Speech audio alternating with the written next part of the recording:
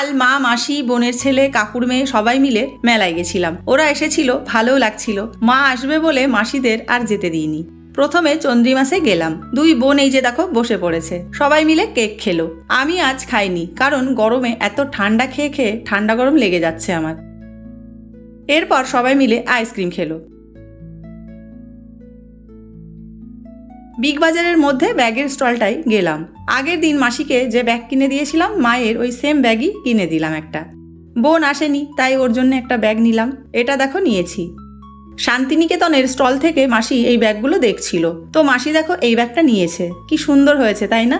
এরপর চলে গেলাম মোমো স্টলে। আমি আর মা গন্ধরাজ মোমো নিয়েছি, আর ওরা নিয়েছে ফ্রাইড মোমো। কয়েকদিন ভীষণ গরম পড়েছে, মেলায় আসা একদম দায়, তবে সবাই আসলে নিয়ে যেতে ইচ্ছে করে। এরপর বুনুকে একজোড়া দুল কিনে দিলাম। দিগন্ত বাবা আর বুনু খেলো পাপড়ি চাট। অন্যদিকে মা মাসিরা একটু লস্যি খাচ্ছিল।